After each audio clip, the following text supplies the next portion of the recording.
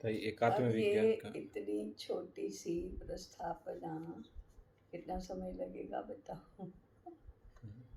नहीं, समय भी लगेगा ताई, और समझने के बाद समय नहीं भी लगेगा। समझने के बाद नहीं नहीं लगेगा। लगेगा। और एक बार समझ आ गई हम्म, तो मुझे फिर वो ऐसा लग रहा है कि भूलेगा भी नहीं। एकात्म विज्ञान से हाँ, सभी चीज़ें निश्रित हो जाएंगी। हाँ बिल्कुल। वो विपुल भाई के साथ हमने ये पढ़ा, इसके बाद वाचन माला भी एकदम समझ में आती है और समग्र विकास भी एकदम समझ समझ में में आता आता है। है। हम्म। तो अब उनका भी कहना है ये सबसे पहले एकात्म विज्ञान पढ़ना चाहिए। हाँ। और एकात्म विज्ञान के लिए ताई कोई अधिष्ठान होना चाहिए, छोटा मोटा पढ़ा हुआ। जैसे हमने भारतीय शिक्षा ग्रंथमाला पढ़ रखी है, तो उससे थोड़ा सहज सरल हो। हाँ, सीधा पढ़ोगे तो भारी लगेगा फिर। ये पढ़ने के बाद वो पढ़ोगे तो और एकदम स्पष्ट हाँ, हो फिर जाए। स्पष्टता बहुत अधिक हो जाएगी। जी ताई, तीसरा अध्याय है, विषय है, अध्याय नहीं, परमात्मा। हमारी बातचीत वाणी से होती है, हम संवाद कर सकते हैं भाषा से। भाषा में शब्द और अर्थ होते हैं, अतः उस अव्यक्त को भी हम नाम देते हैं, जिन्हें हृदय में उस एक की अनुभूति हुई, उन्होंने उसे नाम दिया परमात्मा। अनुभूति प्राप्त अन्यान्य लोगों ने उसे भिन्न भिन्न नाम दिए। किसी ने आत्मा कहा, किसी ने ब्रह्म कहा, किसी ने परब्रह्म कहा, किसी ने परम पुरुष कहा, किसी ने उत्तम पुरुष कहा। नामों का संसार निराला होता है। तत्व ज्ञान में तो एक ही होना चाहिए ऐसा कहते हैं, कहते ही हैं, ऐसा होता नहीं है। इसका उदाहरण तो यहीं उपस्थित है। एक और अद्वितीय को ही एक से अधिक नाम दिए ही गए हैं। उसे किसी ने ओम भी कहा है, ओम को प्रणव भी कहा है। सामान्य बोलचाल की भाषा में इसे ही ईश्वर, भगवान, प्रभु, स्वामी कहा है। नाम भले ही भिन्न भिन्न हो, सब भिन्न भिन्न नाम देने वाले भी जानते हैं कि वह एक है। उसका वर्णन एक ही प्रकार से किया जाता है। जब वह अव्यक्त होता है तब कुछ भी नहीं होता, अर्थात उसका कोई विशेषण नहीं, वह बस केवल होता है।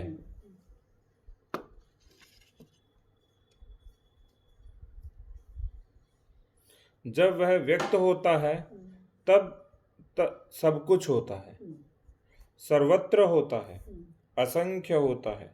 उसके असंख्य नाम, असंख्य रूप, असंख्य गुण, असंख्य विशेषण होते हैं। यह सब उसके ही होते हैं। उसके अव्यक्त और एक होने में कुछ नहीं है। उसके व्यक्त और अनेक होने में सब कुछ है।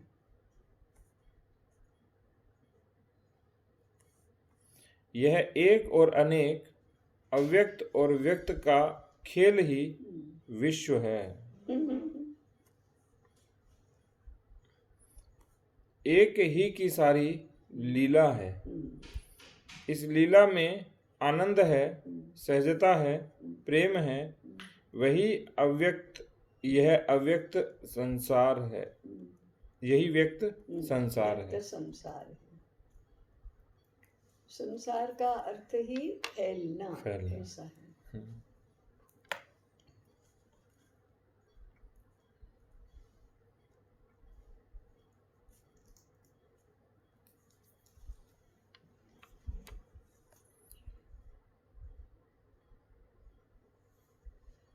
इसमें उन्होंने ये कहा है ताई कि एक और अद्वितीय को ही एक से अधिक नाम दिए गए हैं। वो ताई नाम इसलिए देते हैं कि प्रत्येक व्यक्ति की जो अनुभूति होती है, उसकी देश काल परिस्थिति, भाषा, उसका अधिष्ठान, उसकी परंपरा, उसका विचार, उसका दर्शन अलग अलग होता है। इसलिए वो एक को नाम देता है। अनुभूति तो एक है, अनुभूति एक ही है। किंतु जो कहते हैं हम कि 4 कोस पर पानी बदले 8 कोस पर बानी, तो वैसे वो बानी बदल जाती है और वाणी का अर्थ है उसका नाम परिवर्तित नाम हो गया। परिवर्तन। तो ओम को हम प्रणव भी कहते हैं।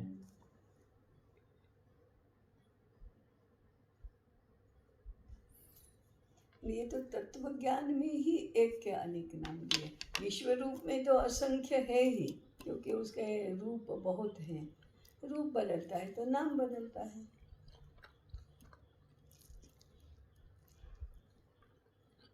आम कच्चा होता है तो कैरी बोलते हैं, पक्का होता है तो आम ही बोलते हैं, फिर कैरी नहीं बोलते।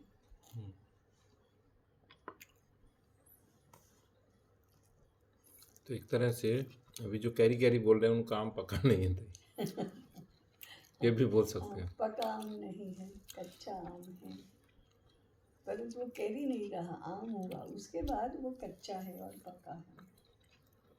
लेकिन ताई जिसका आम हो जाता है वो कहते हैं ये तो कैरी कभी रही नहीं, ये तो आम ही था।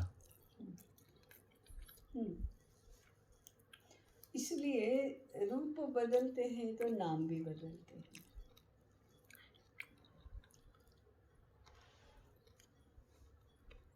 एक ही व्यक्ति छोटा होता है तो बालक होता है, बड़ा होता है तो युवक होता है। व्यक्ति तो वही है, उसके अभिधान बदलने लगे। एक ही कपड़ा पहना जाता है तो धोती या साड़ी होता है, बिछाया जाता है तो टेबल क्लॉथ या बेडशीट होता है, और हाथ पोंछते हैं तो वो नेपकिन या तौलिया होता है। कपड़ा तो एक ही है।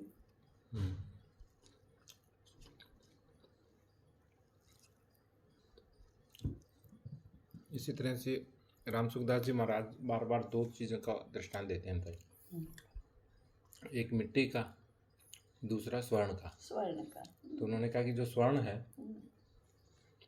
वो स्वर्ण हमेशा एक ही रहता है, उस पर कितने आभूषण बना सकते हैं, अनेक बना सकते अनेक हैं, बना सकते हैं, तब नाम अलग अलग हो जाते हैं। लेकिन है वो मूल में स्वर्ण ही। स्वर्ण। इसी तरह मिट्टी का दृष्टांत देते हैं।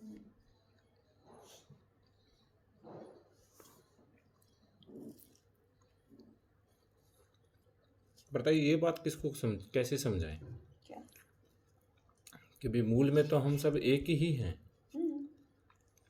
बस व्यक्तता अलग है। श्रद्धा है आप में तो आप कहेंगे, वो समझने का प्रयास करेंगे।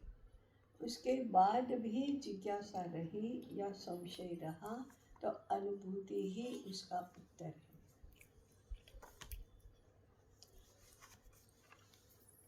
बुद्धि से समझना भी बहुत बड़ी बात है।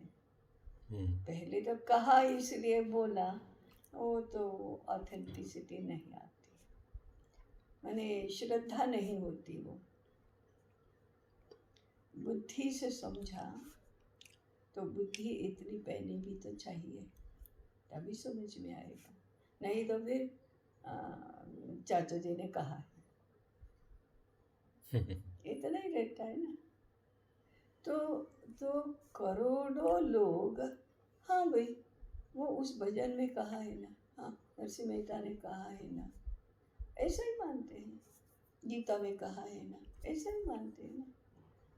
उनकी बुद्धि इतनी पैनी नहीं होती, ना उनको आवश्यकता भी होती है। शरण जाओ, विश्वास रखो, मानो। ये कैसे मानेंगे? हाँ ये हमेशा ना अच्छी बातें बोलते हैं, ये हमेशा ना अच्छे काम करते हैं, ये हमेशा सेवा करते हैं, ये भलाई के काम करते हैं, तो इनकी बात तो माननी चाहिए। वो क्यों गलत कहेंगे? तो बड़े शास्त्र, इससे फिर मानने का मन करता है। या बड़े हैं ना, माँ बाप ने, माता पिता ने कहा है ना, वो ब्रह्म वाक्य, उसे परे जाने का प्रयास भी नहीं करते। तो ऐसे तो करोड़ों लोग तो ऐसे ही होते हैं। फिर बाद में बुद्धि विकसित होती है तो प्रश्न उठते हैं, ऐसे कैसे, ऐसे कैसे? दिखते अलग है और आप कहते हैं एक। फिर तर्क से समझते हैं, अनुमान से समझते हैं, लॉजिक से समझते हैं, तो बुद्धि से समझो। इसीलिए ताई आप बार बार कहते हैं कि बुद्धि के जो लोग हैं वो 3 से 10% हैं। तो हम जो बात कर रहे हैं कि इनको परिवर्तित कर पाएंगे या वो कर पाएंगे, तो वो 10% से अधिक को हम कभी भी नहीं कर पाएंगे, नहीं कर क्योंकि बुद्धि से नहीं कर पाएंगे, लेकिन मन का क्षेत्र है ना, जो सद्भाव से, स्नेह से, कभी कभी भीति से, कभी विवशता से मानता है, तो फिर उपदेश से मानना। पर उपकार धर्म नहीं भाई, पर पीड़ा सम नहीं अदमाई। इतना बोलने से वो मानते। हाँ, बाप जी ने कहा, वो कथाकार आए थे ना, उन्होंने कहा था, उस भजन में कहा है, तुलसीदास जी ने कहा है। तो लॉजिक के चक्कर में नहीं पड़ते, वो आप जानो, हम नहीं शास्त्र को जानते, हम तो आपको मानते हैं।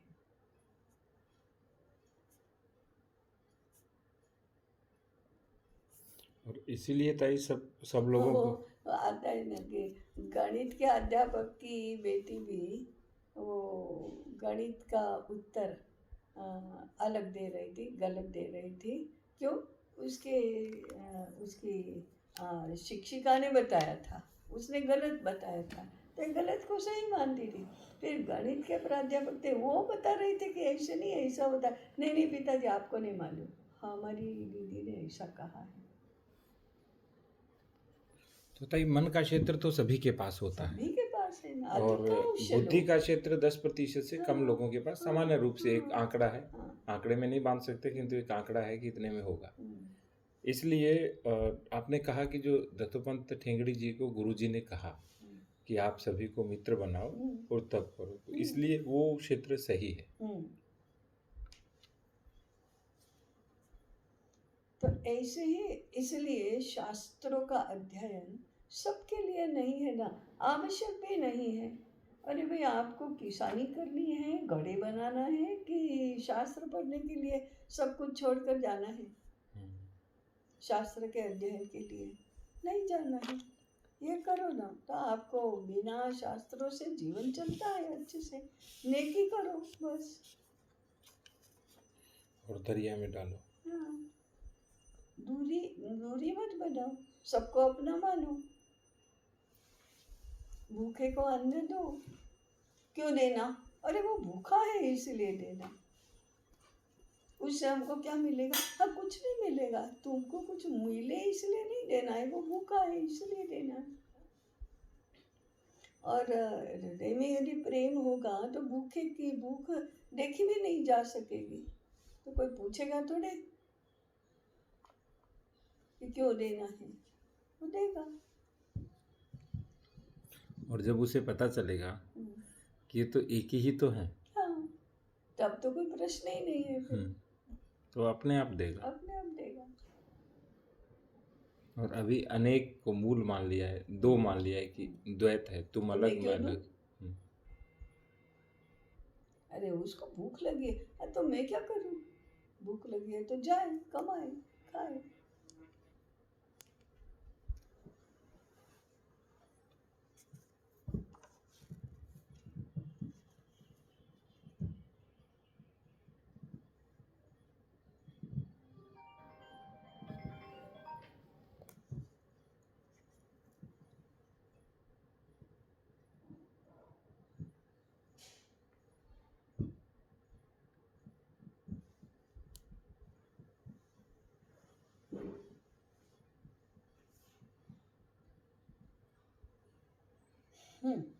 आगे बैठो।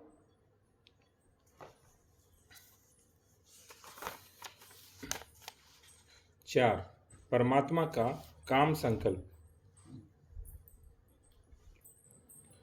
परमात्मा एक है, उसके अतिरिक्त और कुछ नहीं है और कोई नहीं है। वह अनेक हुआ और किसी ने उसे एक से अनेक नहीं बनाया, यानी और किसी ने उसे एक से अनेक नहीं बनाया। हाँ, और किसी ने स्वयं, हाँ, वह स्वयं एक से अनेक बना। हाँ, वह है और हुआ, बस। वह स्वयं एक से अनेक बना। वह कैसे एक से अनेक बना? वह अपने काम संकल्प से एक से अनेक बना। काम संकल्प है इच्छा शक्ति। वह अपनी इच्छा से एक से अनेक बना। उसे किसी व्यक्ति, घटना, परिस्थिति, प्रयोजन ने एक से अनेक बनने को बाध्य नहीं किया। उसका कोई प्रयोजन नहीं था, उसे कोई बाध्य नहीं कर सकता था। वह सर्वतंत्र स्वतंत्र है। वह किसी और साधन की अपेक्षा नहीं करता। स्वयं की इच्छा से, स्वयं की शक्ति से, स्वयं के तंत्र से, स्वयं के साधन से वह एक का अनेक हुआ। वह अनेक बनने के बाद भी एक बना ही रहा। एक से अनेक बनने पर भी वह न कम हुआ न अधिक हुआ, न अपूर्ण हुआ न अधूरा रहा। वह एक भी रहा, अनेक भी हुआ। एक और अनेक में कोई अंतर निर्माण नहीं हुआ। प्रश्न यह हो सकता है कि उसे एक से अनेक होने की इच्छा क्यों हुई? उत्तर यह है कि इच्छा का कोई कारण नहीं होता, इच्छा का कोई प्रयोजन नहीं होता। हमारा जगत का अनुभव भी यह बताता है कि इच्छा का कोई कारण नहीं होता। एक से अनेक होने के परिणाम स्वरूप न कुछ मिलता है, नहीं होने से न अभाव होता है।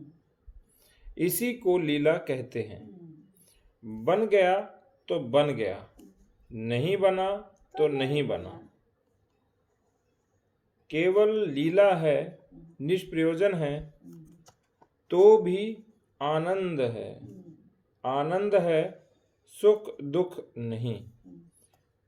इस इच्छा शक्ति का बहुत महत्व है, काम संकल्प का बहुत महत्व है। तो ताई यह बस होता है, स्वयं यानी एक ही अनेक होता है। उसकी अपनी इच्छा शक्ति, तंत्र, साधन, प्रयोजन, निष्प्रयोजन, लीला, जो कुछ कहो हुआ है, और यही आनंद है। तो आनंद का अर्थ ये नहीं है कि सुख दुख है, क्योंकि आनंद का अर्थ, आनंद का कोई विपरीतार्थ नहीं होता। तो जो हिंदी में आनंद का विपरीतार्थ विषाद करते हैं वो त्रुटिपूर्ण है। तत्व ज्ञान की परिभाषा में आनंद का कोई विपरीत अर्थ ही नहीं। सत्यम सच्चिदानंद ऐसा स्वरूप वर्णन है। सत्य है, चित है, आनंद है, आनंद स्वरूप है। सत्यम ज्ञानम अनंतम ब्रह्म, वो उसका स्वभाव लक्षण है। परमात्मा कैसा है? सत्यम ज्ञानम अनंतम ब्रह्म। उसका स्वरूप कैसा है? सत्य चित आनंद। तो उसका काउंटर पार्ट कहाँ से आएगा? संकल्प विकल्प माने विरुद्धार्थी शब्द सारे मन की दुनिया में है। मन संकल्प विकल्पात्मक है।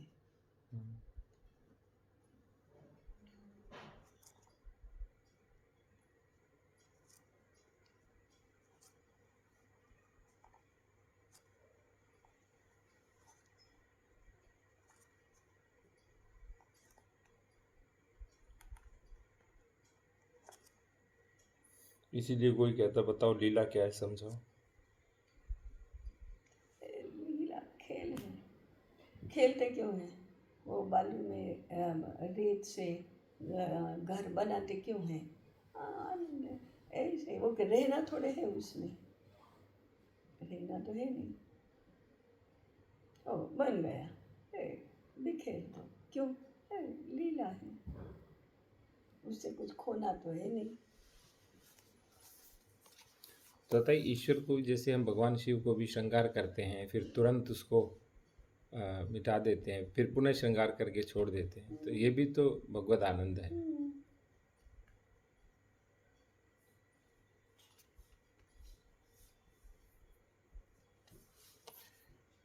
विषय 5 भूमिति का बिंदु।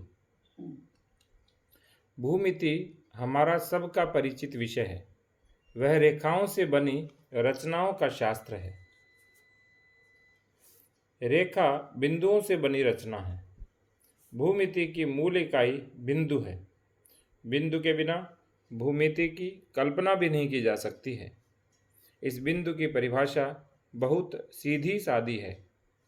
जिसका कोई परिमाण नहीं, अर्थात जिसे लंबाई, चौड़ाई, मोटाई, क्षेत्र, घन जैसा कोई परिमाण नहीं, वह बिंदु है।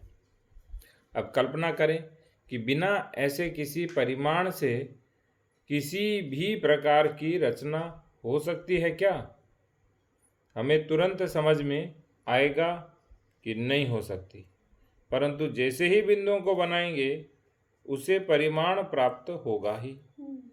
सही में अपनी परिभाषा के अनुसार बिंदु अव्यक्त ही रहेगा। उसका कोई आकार नहीं है, इसलिए वह ज्ञानेंद्रियों या कर्मेंद्रियों की पकड़ में नहीं आएगा।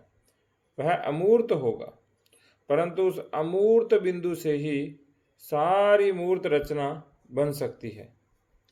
साकार बिंदु से मूर्त रचनाएं नहीं बन सकती।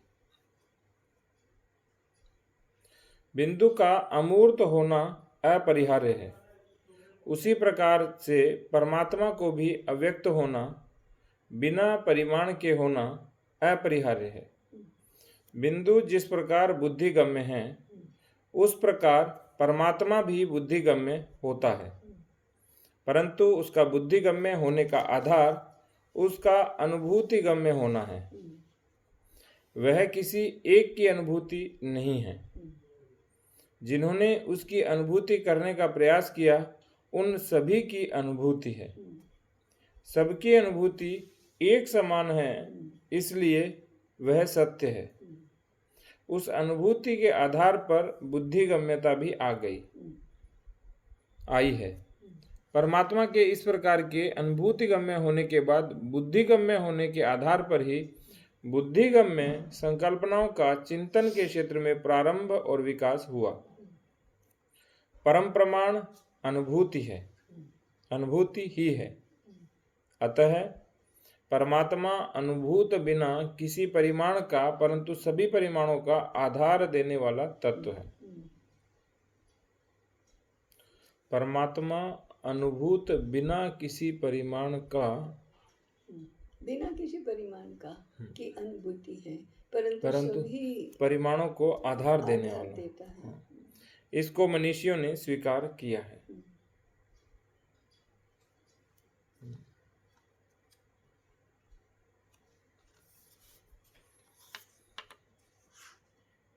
एक नहीं है।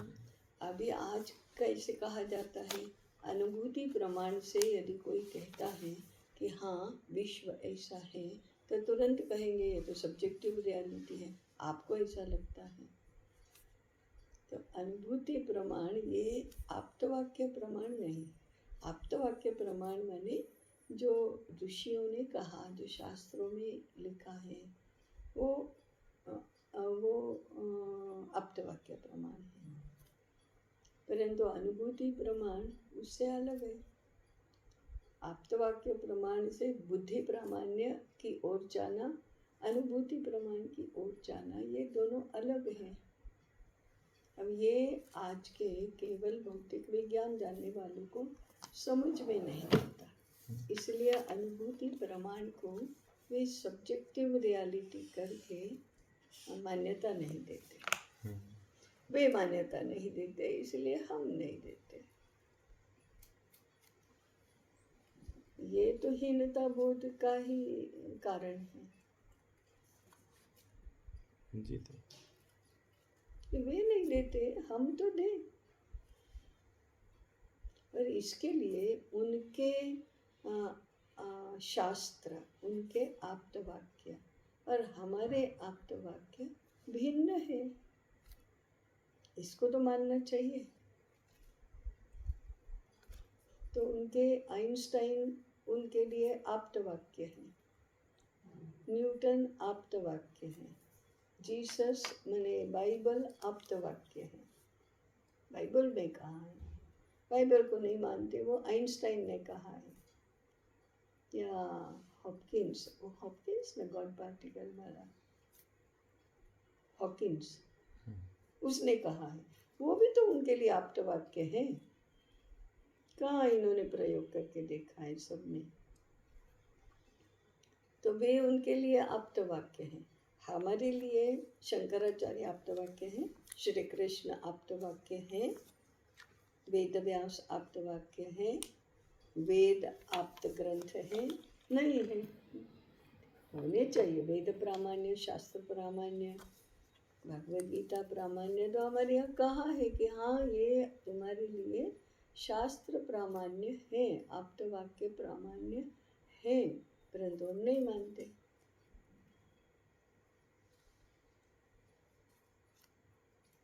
क्यों नहीं मानते?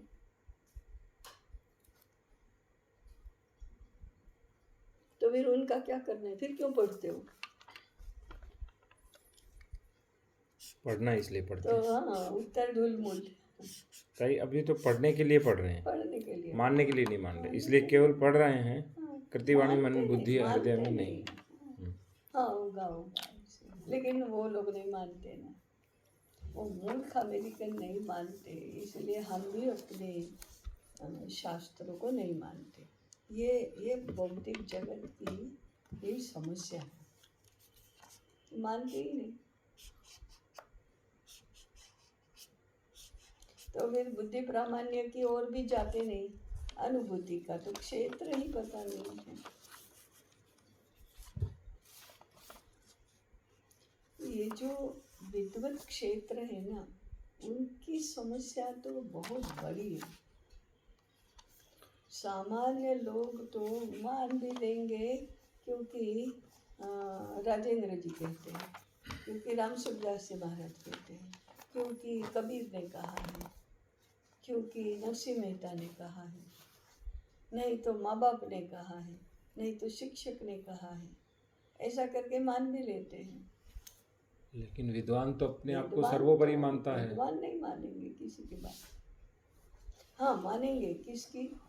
हार्वर्ड की मानेंगे, विपरीतगामी विचार की, मूलगामी विचार की नहीं। मानते हैं, इन्हीं को मानते हैं। आइंस्टाइन को मानेंगे, माने भौतिक विज्ञानियों को, अमेरिका के भौतिक विज्ञानियों को मानेंगे। ऑक्सफोर्ड में किसी ने लिखा है तो मानेंगे।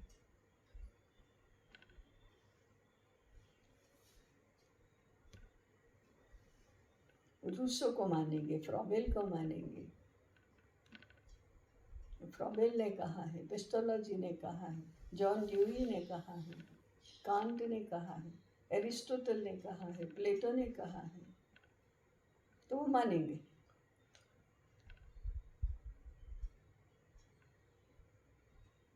उसी से संविधान बनाएंगे, उसी से कानून बनाएंगे, उसी से अर्थनीति बनाएंगे।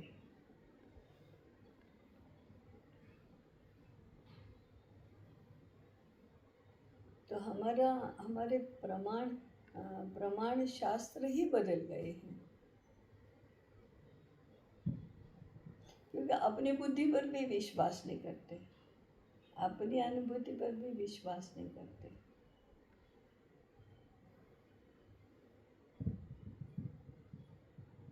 इसलिए आप्त वाक्य प्रमाण हमारे लिए बदल गया सब। हमारे पूर्वज, हमारे ग्रंथ हमारे लिए आप्त वाक्य नहीं रहे। और ताई दूसरे जो हैं उनके पास अनुभूति तो है नहीं, अनुभूति तो उनके सिलेबस में ही नहीं है, और वो बुद्धि के आधार पर जो कहते हैं, तो हम भी उनकी तरह सीमित हो गए, बस। यानी असीमित अब सीमित हो गए हैं।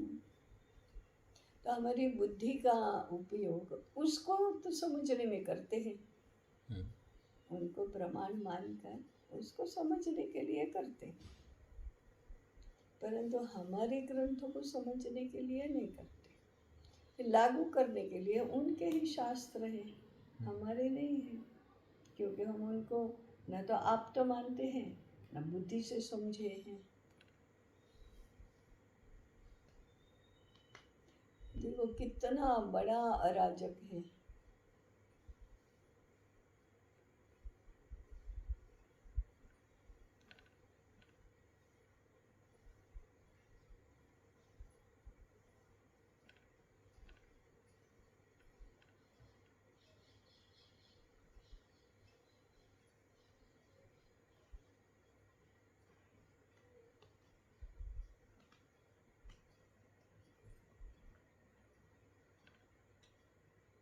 अच्छा,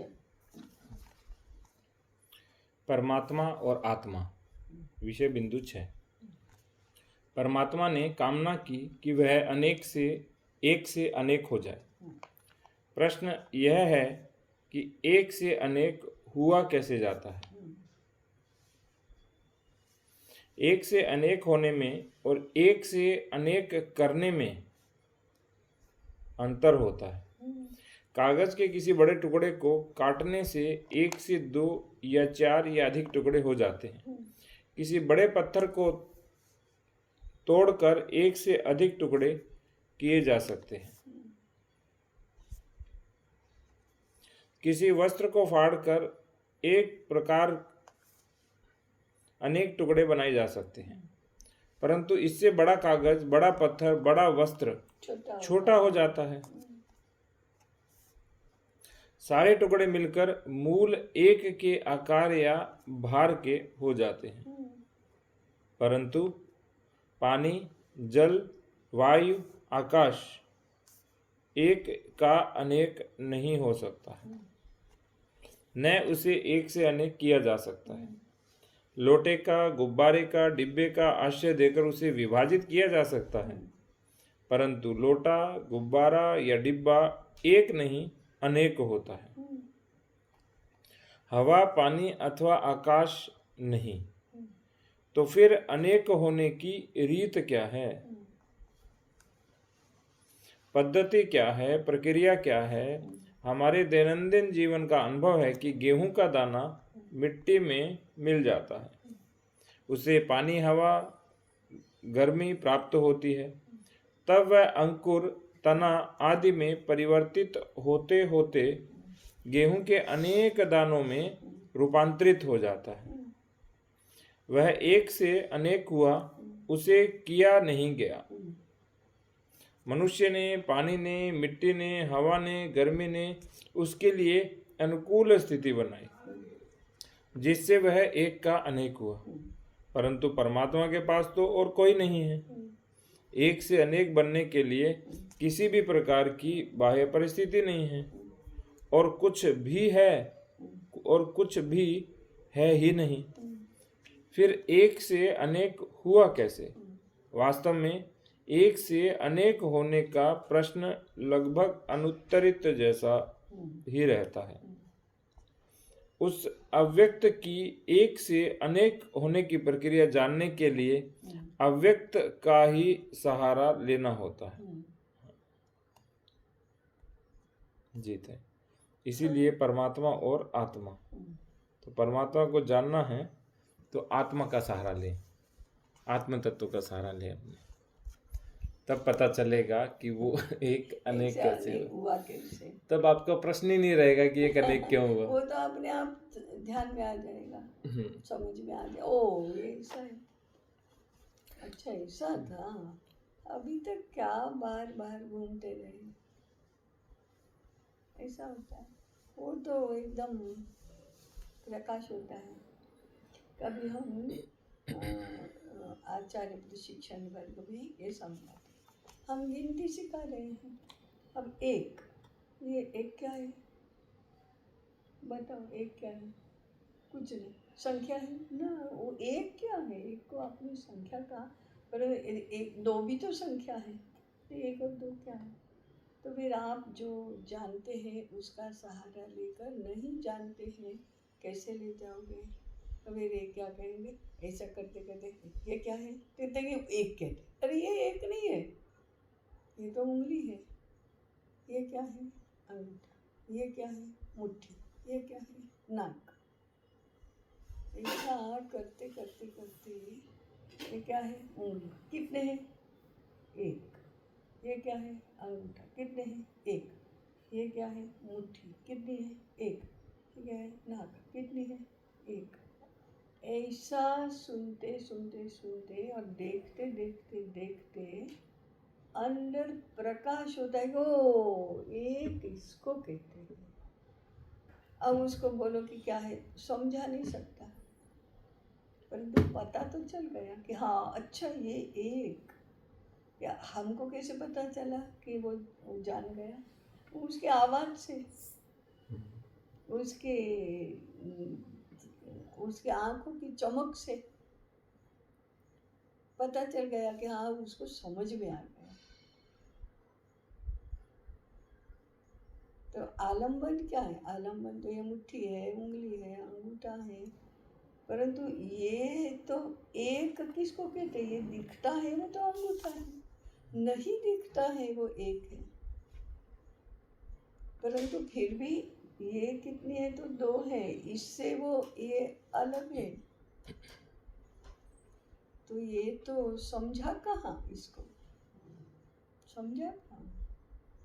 ग्रंथमाला में भी एक उदाहरण है कि वो माँ और बेटा दोनों ही वो बाहर बगीचे में से छोटे छोटे नारियल लेकर आए थे। तो वो 16 थे, तो उसको कहा कि एक पंक्ति में रखो, और रखा, गिना 1 2 3 4 16। अब इसको 2 पंक्तियों में रखो और दोनों में समान होने चाहिए। तो उसको तो कोई पद्धति तो पता नहीं थी, तो उसने एक एक करके 11 कर दिए, अरे दूसरा करो तो 5 कर दिए, वो तो असमान हुए।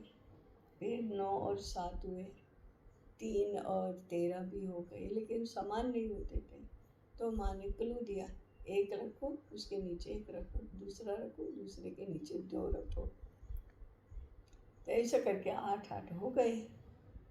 तो उसको क्लू तो थोड़ा समझ में आया कि ऐसा करने से होता है। फिर कहा 3 पंक्तियाँ बनाओ, तो उसी क्लू को लागू करने से तो नहीं हो रहा है, कैसे भी नहीं हो रहा है। फिर कहा 4 बनाओ, तो उसी क्लू को लागू करके 4 4 4 4 हो गए। अब पहली पंक्ति में कितने हैं? 1 2 3 4, दूसरी में 1 2 3 4, पंक्तियाँ कितनी है? 1 2 3 4। ऐसे 2-3 बार किया तो एकदम ऐसे खड़ा हो गया और छलांग लगाकर बोला, चौकू चौकू 16। मैंने वो पढ़ा, 4 चौक 16 वाला, वो बोला। क्या हुआ? चौकू चौकू 16 तो सैकड़ों बार वो बोला है, और अभी भी बोला चौकू चौकू 16। लेकिन पहले वाले बोलने में और अभी वाले बोलने में अंतर क्या है?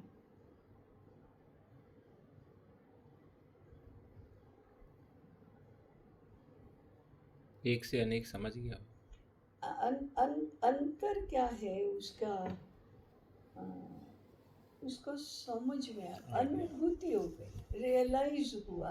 ओह, वो 4 चौकू 16 का ये रियलाइजेशन है, ये गुणाकार का रियलाइजेशन है। ये गणित सिखाते हैं, उसमें आता है कहीं ये? केवल शुष्क रहता है। तो रियलाइज नहीं होता, रियलाइज होता है। जो चौकू चौकू 16, तो इसको के वो दिखाई नहीं देता, वो व्यक्त होता है उसके खड़े हो जाने में, उसके चिल्लाने में वो व्यक्त। लेकिन चिल्लाना ज्ञान नहीं है, चिल्लाना तो उसका आलम्बन है। खड़े हो जाना, वो खड़ा हो गया इसलिए ज्ञान नहीं हुआ, वो अभिव्यक्ति है उसकी। अभिव्यक्ति है। अब वो ज्ञान की अभिव्यक्ति कैसे करेगा? कोई चिल्ला कर खड़ा चिल्लाकर होकर, खड़ा आंखें चौधी आ होकर, गई, कुछ अभी भी। जो आता है उसको, हाँ पता है तुमको चौकू चौकू 16, वो तो करेगा ही। तो ऐसे पढ़ना पढ़ाना होगा ना। ताई, गणित और विज्ञान तभी अच्छे से समझ आएंगे जब अध्यात्म समझ आएगा। हाँ, फिर उसमें नीरसता और शुष्कता न रह करके सरसता बनी रहेगी। तो सरसता ना डाले, स्वाद नहीं उसका कुछ। समन्वय हो रहा है। स्वाद है टीवी में, गणित की पुस्तक में नहीं।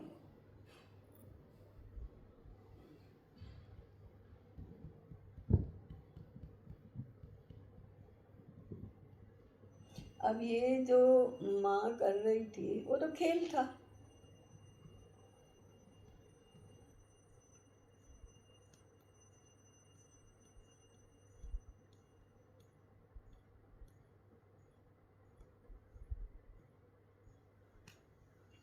खेल का आनंद गणित की अनुभूति में रूपांतरित हो जाता है। अब ये बीएड वाले कोई समझते हैं क्या इसको? कुछ नहीं समझते।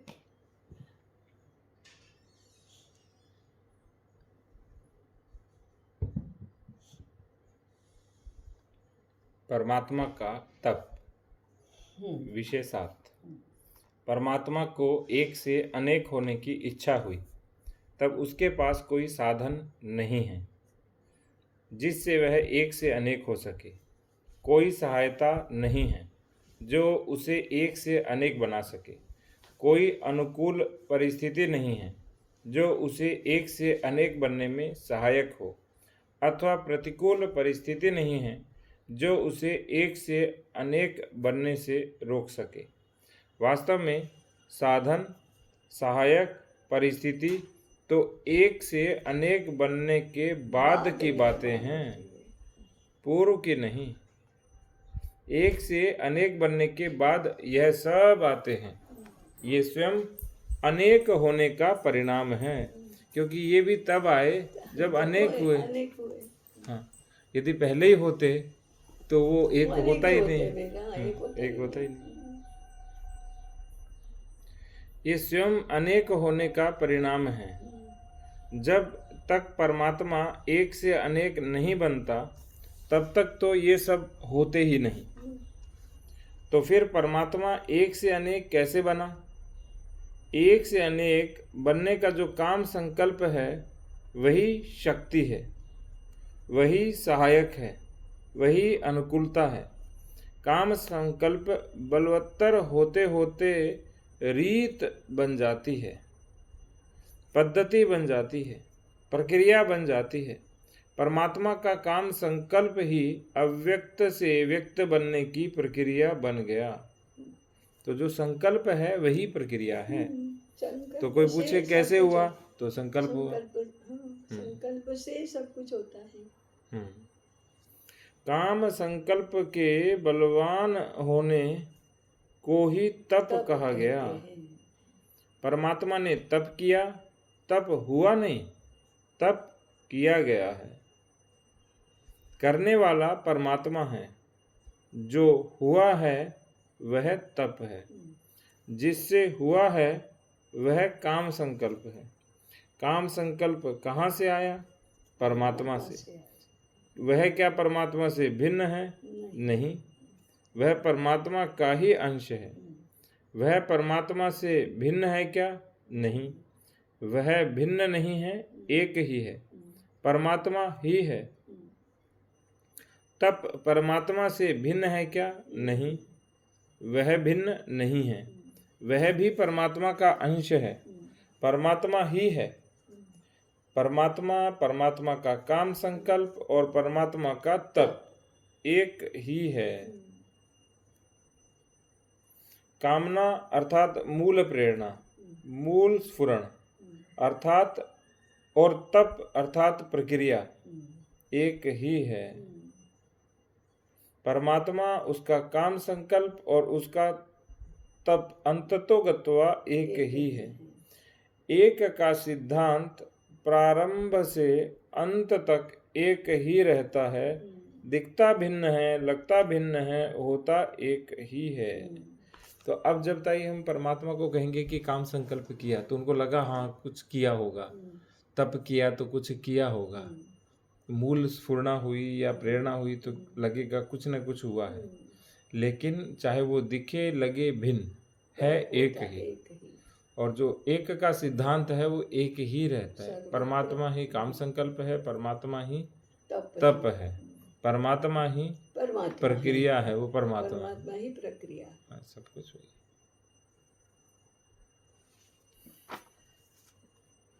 ये है कि एक का सिद्धांत प्रारंभ से अंत तक एक ही रहता है। ये मूल है। 8 परमात्मा, काम, संकल्प और प्रक्रिया। परमात्मा अव्यक्त है। काम से तात्पर्य है कामना, इच्छा। काम उदित होते ही अव्यक्त का व्यक्त होना शुरू हो गया। काम उचित होने के लिए परमात्मा को कुछ नहीं करना पड़ता। उदित होने के लिए उचित है। हाँ, उदित होने के लिए। इच्छा जागृत होने के लिए कुछ भी नहीं करना पड़ता। यह हमारा भी अनुभव है। परमात्मा का काम भी सहज है। काम का उदित होना ही व्यक्त होना है, क्योंकि काम परमात्मा में है ही, बाहर से नहीं आया है। उसका स्फुरण होने लगा है, अर्थात क्रिया शुरू हुई है। इच्छा के उदय होने की क्रिया परमात्मा में ही है। क्रिया होते ही इच्छा हुई, इच्छा होते ही क्रिया हुई, इस पर विचार करना चाहिए। यह कह सकते हैं कि स्फुरण हुआ और उसने इच्छा का रूप धारण किया, अर्थात क्रिया ही इच्छा बन गई। यह इच्छा संकल्प बनी, इसका कोई विकल्प नहीं है। एक से अनेक बनूं या न बनूं, ऐसा कोई प्रश्न नहीं है। इस जगत में इसे बुद्धि कहते हैं, अर्थात इच्छा, क्रिया, बुद्धि साथ साथ हैं। ये तीनों शक्ति के भिन्न भिन्न आयाम हैं। इससे अब प्रक्रिया होती है। जो तप है यह भी शक्ति है, बल है, शक्ति भी परमात्मा में ही है। यह प्रक्रिया निरंतर चलती है। परमात्मा का तप निरंतर चलता है, इच्छा निरंतर है, बुद्धि निरंतर है, तप निरंतर है। जब तक यह निरंतरता है तब तक अव्यक्त से व्यक्त होता रहता है, इसका विस्तार होता रहता है। इस विस्तार को भी भिन्न भिन्न नाम दिए गए हैं। एक का नाम विश्व है, दूसरे का नाम संसार है। कोई कहता है जगत तो कोई कहता है दुनिया। विभिन्न नाम देने वाले भी एक बात पर सभी सहमत हैं कि यह परमात्मा का ही विस्तार है, परमात्मा का ही फैलाव है।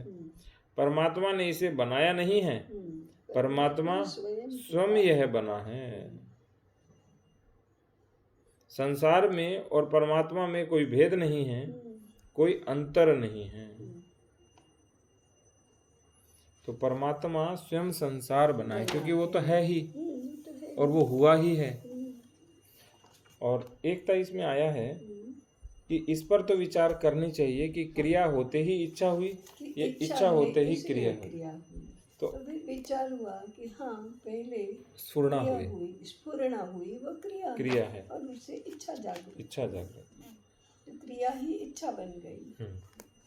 तो क्रिया ही इच्छा बन गई। और ये जो इच्छा है इसी को ही हम काम संकल्प कहते हैं, जो काम संकल्प बनी, और इसी को ही लोग फिर प्रक्रिया कह देते हैं। ये प्रक्रिया हुई या ये सिद्धांत है, या इस पूरे को हम लीला या खेल कह देते हैं। अर्थात इच्छा, क्रिया, बुद्धि तीनों साथ साथ ही चलते हैं। एक से अनेक बनूं या न बनूं, ऐसा कोई प्रश्न नहीं है। हाँ, उसको एक से अनेक बनना है, इसलिए तो ये सब है। नहीं बनना है तो क्या है? तो हम बात ही नहीं करते, बात ही नहीं होती। हम होते ही नहीं।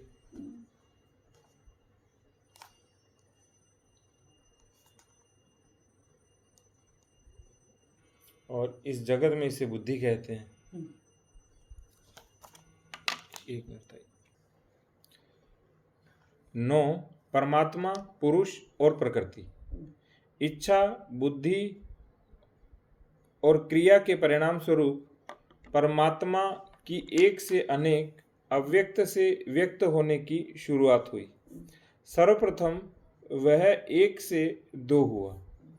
इन दो के नाम हैं पुरुष और प्रकृति। इसी को त्रैत कहते हैं। ताई सब कहते एक था फिर दो हुआ, एक से दो बना है ना, तो ये त्रैत वो हो गया। तीन नहीं है, एक ही है, एक ही जो दो बना है। दो बना है, और फिर एक भी रहा और ये दो बना। भी रहा। हाँ। तो ताई मेरे हिसाब से द्वैत या त्रैत परिभाषित करना ये दर्शन का भी भ्रम है, क्योंकि उसे फिर अनेक ही कहना चाहिए। हाँ, और मूल एक ही कहना चाहिए। हाँ, एक से दो, हाँ, एक से अनेक, ऐसे ही कहना एक चाहिए। को बनने के बाद तो सब अनेक होगा। हाँ, चाहे वो दो अनेक है या है, तीन है, हाँ, उसे ना द्वैत कहो ना त्रैत कहो। तो और इसीलिए वो मूल एक से अलग नहीं है। अलग होंगे तब आप कहेंगे द्वैत है या त्रैत है। एक ही है तो द्वैत कहाँ से आएगा? और आप उसको एक मेवाद्वितीय कह रहे हो कि अद्वितीय है, एक है, तो इनको कहाँ से लाए आप? अगर द्वैत है तो दूसरा कहीं और जगह से आना चाहिए, तभी द्वैत होगा।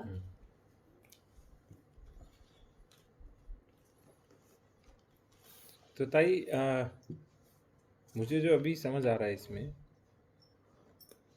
त्रैत को त्रिपुटी कहा है। हाँ, त्रिपुटी कह सकते हो, त्रैत नहीं कह सकते। त्रैत नहीं कहते। हाँ, त्रिपुटी भले ही कह सकते, क्योंकि जो एक था वो दो आया, फिर दो से अनेक बना।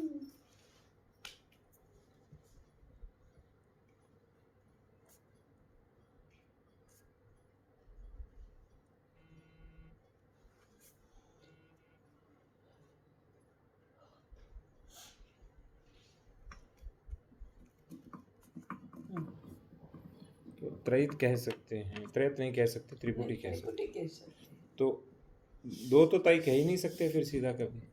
तो जो द्वैतवादी दर्शन है उनका तो अपने आप निषेध हो जाता द्वंद्व को कहते हैं, द्वैत नहीं। और द्वंद्व तो ताई हम मानते ही हैं, द्वंद्व मानते हैं। भगवान कृष्ण स्वयं कहते हैं। एक के ही दो रूप है, इसलिए द्वंद्व है। दो मिलकर एक बनता है, इसलिए द्वंद्व है। एक के ही दो रूप है, इसलिए द्वंद्व है। दो मिलकर एक बनता है।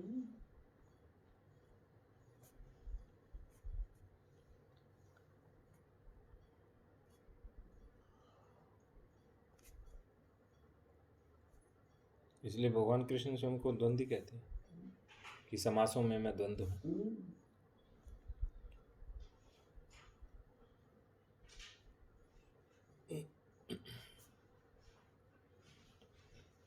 माता पिता ये द्वंद्व है। माता है वह पिता नहीं है, पिता है वह माता नहीं है, परंतु माता पिता दोनों नहीं है तो बालक ही नहीं है।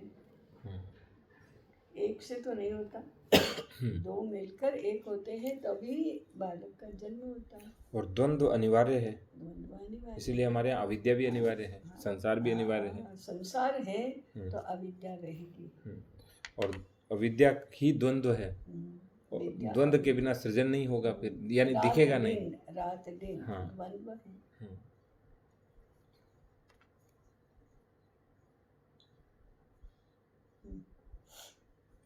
तो ताई यदि तर्क से अंतिम रूप से शेष रहेगा वो अद्वैत होगा।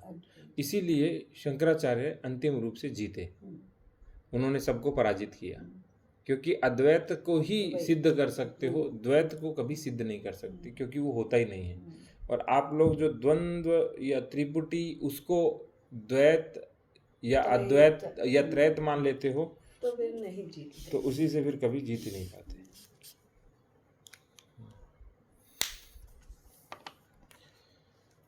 इन दो के नाम हैं पुरुष और प्रकृति। प्रकृति और पुरुष का परस्पर संबंध कैसे है, इसको भी समझना चाहिए।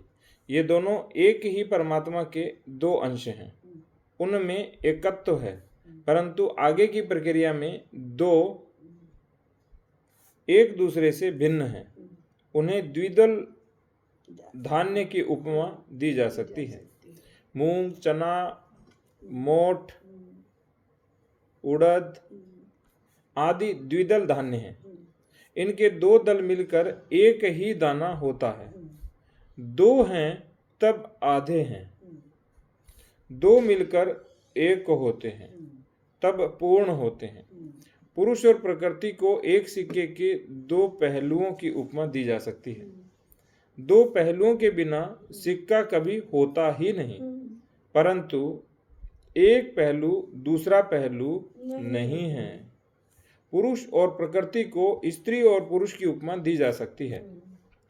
दोनों सृजन के लिए अनिवार्य हैं, क्योंकि ताई परम तत्व स्वयं तो सृजित होगा नहीं, तो उसने दो बनाए। वो सृजन होने के लिए ही तो दो बनाए। उन्होंने लीला की, खेल किया, इच्छा क्रिया बुद्धि की। एक दूसरे से भिन्न दिखाई देते हैं, परंतु एक दूसरे के पूरक हैं। तो हमने ताई जो भिन्नता को भेद में परिवर्तित किया, यही संकट है। भिन्नता तो पूरक है, एक के बिना दूसरा अपूर्ण है, दो मिलकर ही पूर्ण होते हैं। ये सारी उपमाएं एक सीमा तक सही हैं। पुरुष और प्रकृति के लिए उनके गुण धर्म की दृष्टि से कहा जाए तो पुरुष चेतन है और प्रकृति जड़ है। परमात्मा चेतन भी है और जड़ भी है। तो ये नहीं कह सकते कि परमात्मा चेतन है, कॉन्शियसनेस। बहुत अधिक मात्रा में ये एक ये हो गया है मिथ्या कि पुरुष चेतन है और प्रकृति जड़ है, तो परमात्मा चेतन ही है, जड़ नहीं है। ऐसा नहीं है, परमात्मा दोनों है। नहीं तो प्रकृति कहाँ से आई अलग? अद्वैत में मानोगे तो प्रकृति कहाँ से आई है? अगर परमात्मा से ही नहीं आई तो कहाँ से आई? तो इसीलिए था स्त्री को ये मानना और ये सब ये अब्राहमिक है। तो परमात्मा चेतन और जड़, जो हम कहते हैं परमात्मा चेतना, हाँ, केवल चेतन नहीं है परमात्मा। तो उसको तो चेतना नामकरण नहीं करना चाहिए, हम ब्रह्म कह सकते हैं। हाँ, नहीं, हाँ, ब्रह्म तो कहते ही है परमात्मा को, पर ब्रह्म को कहते ही है, तो उसको चित जड़ कह सकते हैं। हाँ, तो चेतन और जड़ ये दोनों एक परमात्मा के दो दल हैं, माने दो रूप हैं। वे दोनों एक दूसरे जैसे नहीं है, एक चेतन है एक जड़ है। परंतु चेतन और जड़ दोनों एक साथ नहीं आते तब तक सृष्टि का सृजन नहीं होता। ये दोनों एक जब थे, जब परमात्मा थे, तब तो वो दोनों ही थे। परमात्मा में चेतन भी है जड़ भी है। परमात्मा से ही एक अंश चेतन बना, एक अंश जड़ बना। जड़ को प्रकृति कहा तो प्रकृति का भी मूल तो परमात्मा ही है। पुरुष का भी मूल तो परमात्मा ही है, चेतन का भी मूल परमात्मा ही है, और जड़ का मूल भी परमात्मा ही है। जड़ और कहाँ से आएगा? यदि एक ही एक है तो दूसरा कहाँ से आएगा? उसमें से नहीं आएगा तो कहाँ से आएगा? तो ताई इसीलिए हम इसको परम चेतना नहीं कहते हैं, अपितु परब्रह्म कहो, ब्रह्म कहो, आत्म कहो, और प्रभु कहो, ईश्वर कहो, स्वामी कहो, भगवान कहो, कुछ भी कहो। हाँ, वो दोनों एक साथ है, इसलिए उन्हें परम चेतना नहीं कहना चाहिए। नहीं, परम चेतना नहीं, सही शब्द नहीं है। इसीलिए इन्हें उत्तम पुरुष कहा। उत्तम पुरुष कहा। हाँ, क्योंकि जो पुरुष है वो उत्तम कब होगा? जब उसमें प्रकृति भी होगी, नहीं तो उत्तम कभी नहीं होगा। नहीं, उस श्लोक में तो प्रकृति को भी पुरुष कहा है। अक्षर पुरुष, अक्षर पुरुष, हाँ, और उत्तम पुरुष, ऐसे कहा। हाँ, एक ही पुरुष के ये तीनों रूप हैं। हाँ, तीनों ही पुरुष है। उत्तम पुरुष माने पुरुषोत्तम, अक्षर पुरुष माने चेतन, और क्षर पुरुष माने प्रकृति या जड़।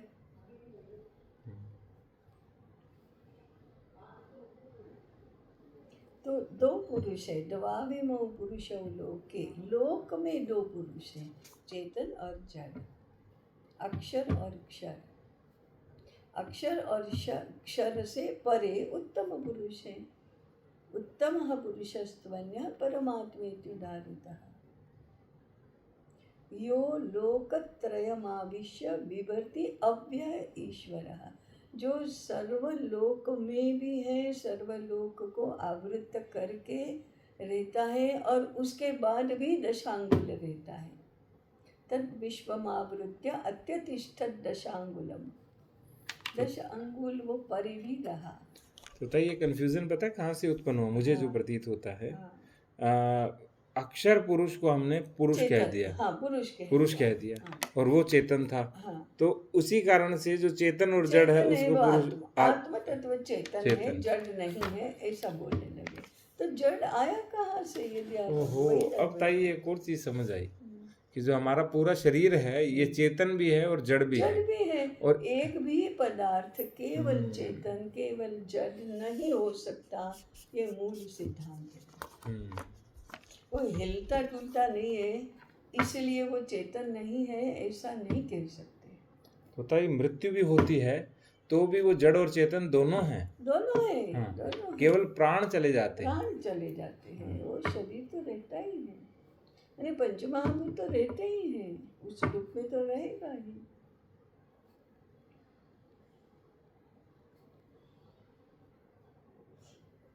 आज ताई बहुत स्पष्टता हुई। तो फिर से करने से, चर्चा करने से, चिंतन करने से, पुनः पठन करने से वो स्थिर होता है, बुद्धि में स्थिर होता है, हृदय में स्थिर होता है। फिर इसके प्रकाश में बहुत सारी बातें अपने आप सुलझ जाती हैं। हाँ, ये तो ऐसा ही है, इसमें क्या प्रश्न है, इसमें क्या संशय है। इसलिए पहले मूल बातों को स्थिर कर लो एक बार। उसमें कुछ नहीं समझता है तो समझ लो, संशय है तो दूर कर दो, संदेह है तो मिटा दो।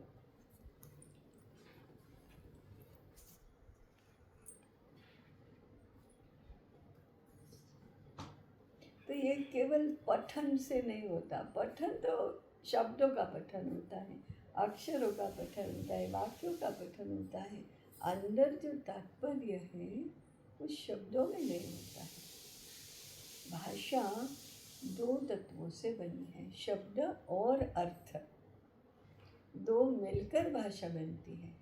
तो शब्द तो वाणी में है, शब्द तो आकाश में है, शब्द उसका पंचमहाभूतात्मक रूप है, वो तो बोला जाता है, सुना जाता है। अर्थ कहाँ है? अश्व, ये तो सुना और बोला, लेकिन अश्व कभी देखा नहीं, तो अश्व क्या है वो कैसे समझेगा? तो शब्द तो समझ लिया क्योंकि वो तो सुना और बोला, वो तो वाक रूप है, यानी शब्द रूप है। इसीलिए ताई प्रत्यक्ष दर्शन से, एक्सपोजर विजिट से, बाहर घुमाने से, चित्र दिखाने से, कथा बताने से बच्चा तो समझना अर्थ शुरू कहाँ करता है। अर्थ